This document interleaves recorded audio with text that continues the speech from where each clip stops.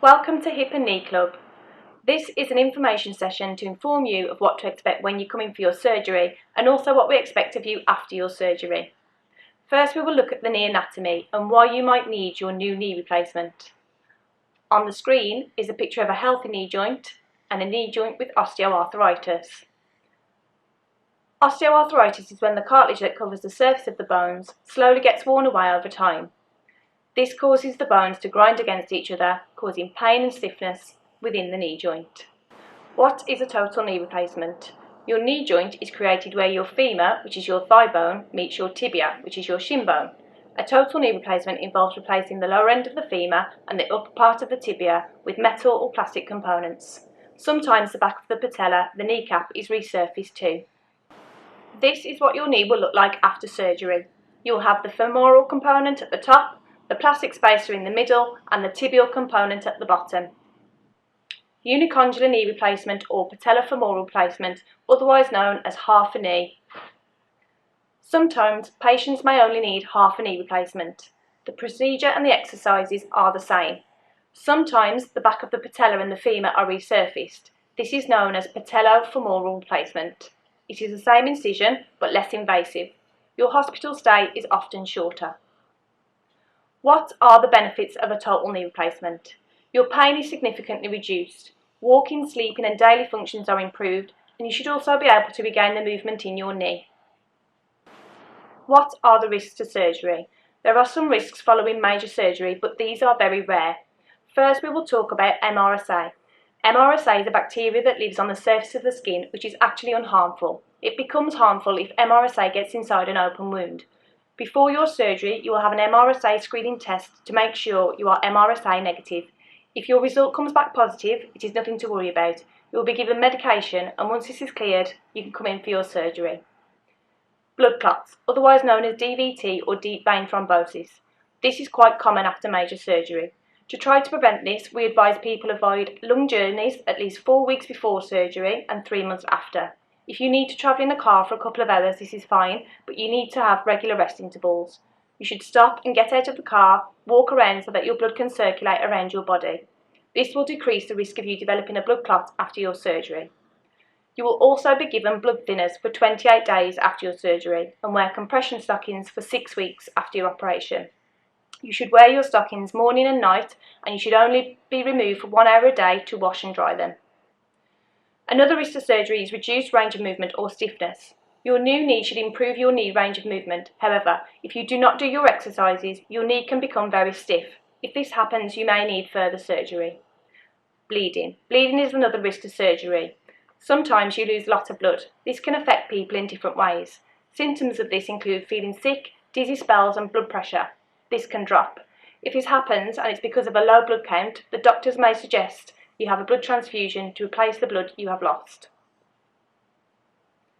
Infection. This is rare but can occur. If you have an infection, you will be given a course of antibiotics to help this clear up. Signs of infection are raised temperature, increased redness, oozing or increased pain in the knee. You should contact your GP as soon as possible if you think you may have an infection. Joint failure. Sometimes, although rare, the body can reject the metalwork, and this can cause further complications. If this happens, the consultant will speak to you on a one-to-one basis as to what happens next. The metalwork may need to be removed and put back in again at a later date. This may increase your length of stay.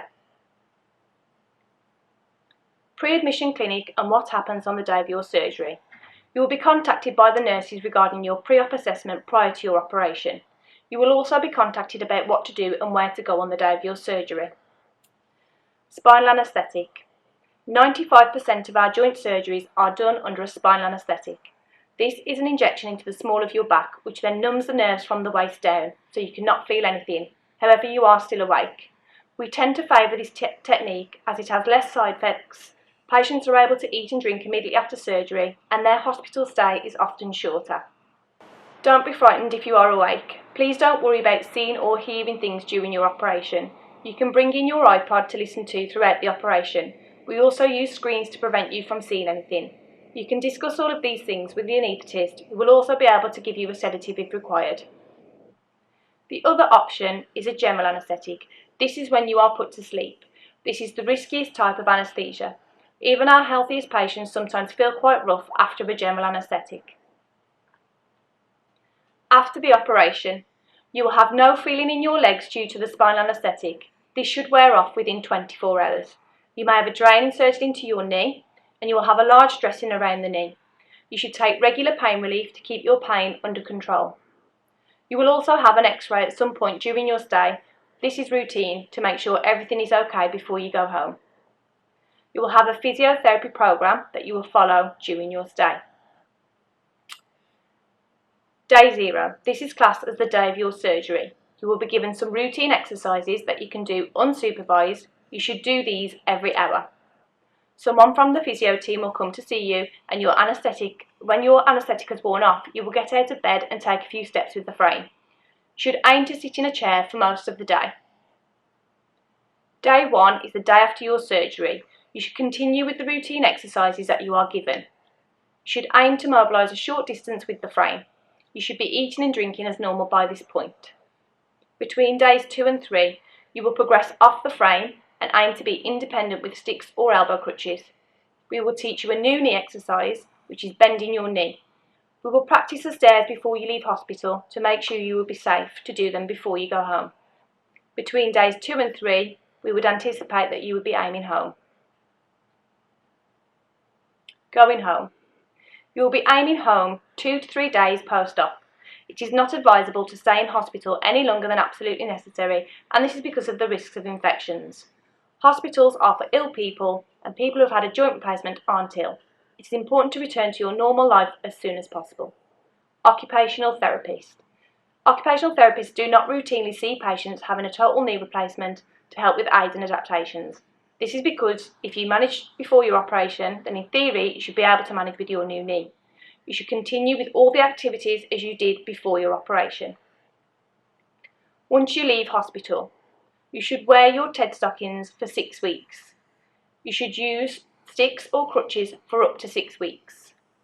You will be contacted in regards to your physiotherapy outpatient appointment. It is important to remember the tissues and the muscles around the knee will take time to heal. You may experience some tingling, loss of sensation or itching around the wound site. This is part of the healing process. You may also feel pulling around the stitches and clips. They get removed at 2 weeks. You will need to contact your nurse at your GP practice to get these removed. Things you can do now. You should start to do your routine exercises that are in your booklets.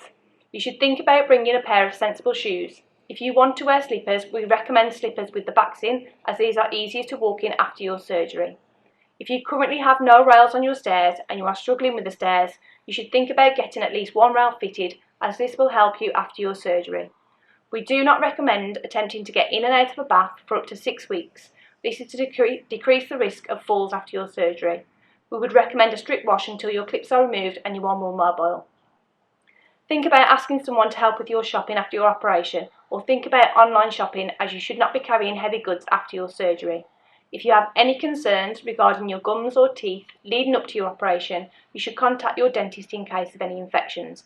Same if you are feeling unwell, or if anything might look infected, you must contact your GP. It is important to remember your recovery will be hard work, and you must be prepared to put a lot of effort into the rehabilitation. You must have your surgery at a time that suits you. Remember, your operation will make you better and not worse. So if you lived independently before your surgery, then you will do so again after your surgery. Contact numbers. The therapy contact number is 0121 507 2916. Thank you for listening.